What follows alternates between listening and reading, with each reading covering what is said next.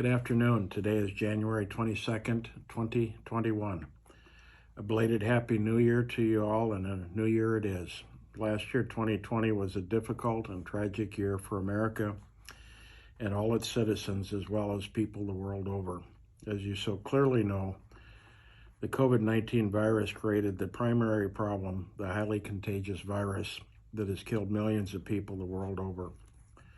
The second and equally disastrous effect was the economic one.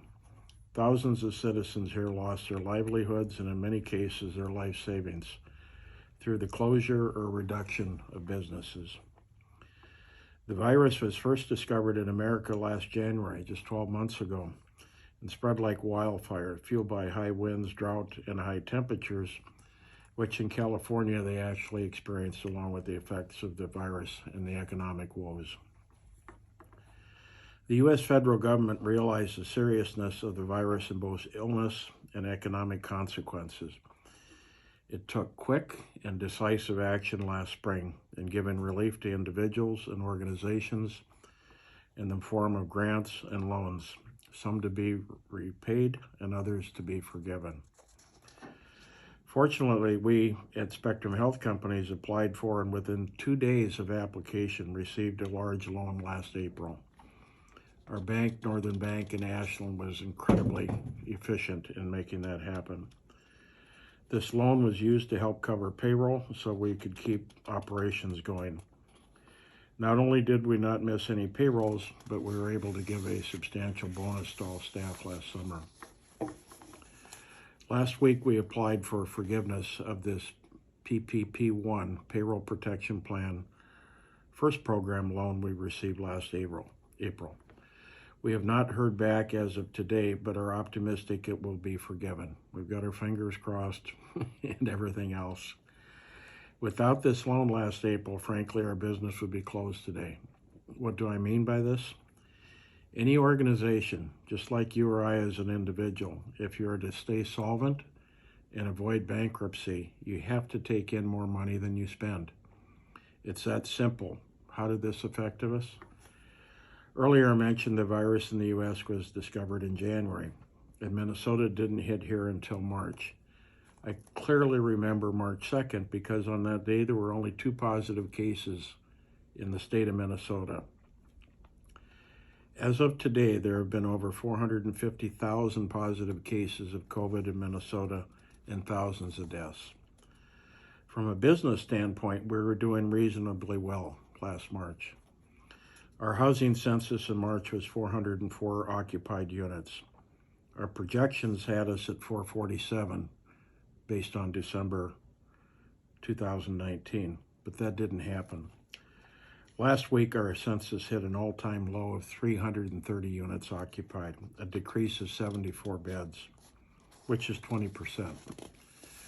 On the home care side of our business, the results were equally bad. Our visits have dropped by over 25%. With revenue down as much. Long story short, our expenses would have been greater than revenues without the loan.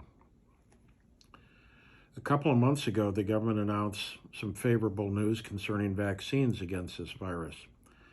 Fast forward, we are now vaccinating our residents and staff, and at 2 o'clock today at our Burnsville Carefree Living, I received the vaccine along with many other staff, administered by retired Walgreens pharmacists.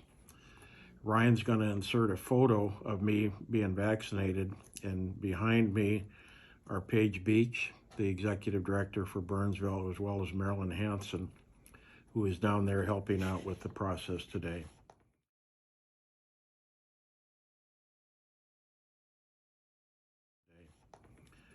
Hopefully all our residents and staff will quickly receive the vaccine and we can begin to get back to normal. But I'm guessing that won't be until this summer, and if there's more hiccups, it could be later than that. This vaccine is literally a miracle, and I hope the people who made it happen in an incredibly short time collectively receive the Nobel Peace Prize. They certainly deserve it. Last week, the federal government announced a second round of assistance to businesses known as PPP-2. I just call it P2 and P1. We applied today for a loan under this program as well. Ryan just finished sending in the results of that, and the bank is processing it as we speak. We have a major milestone ahead of us to get back to normal, whatever that means, growing our housing census and our home care revenue. It will not be easy, but we have an excellent team of dedicated staff throughout the company, all of you, who are enthusiastic and upbeat to meet the challenges ahead. I'm very pleased with that. I felt that sense of excitement at Burnsville today, and earlier today talked with Natalie Wilkins, who is at St. Cloud helping administer vaccines there.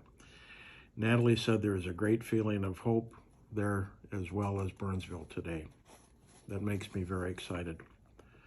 So I thank all of you from the bottom of my heart for your dedication in serving those that we serve. Just kind of as a postscript, my mom is doing okay, as many of you have asked. I just talked to her nurse this afternoon. She was asymptomatic last May after testing positive. She got her vaccine last week at Southview Acres Nursing Home, and in 12 days will celebrate her 98th birthday.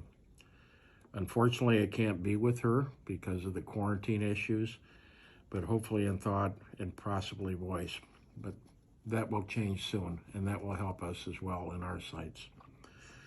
I recorded this video today, but given it's later in the day on Friday, you may not see it until Monday. So God bless you all and stay safe. Thank you.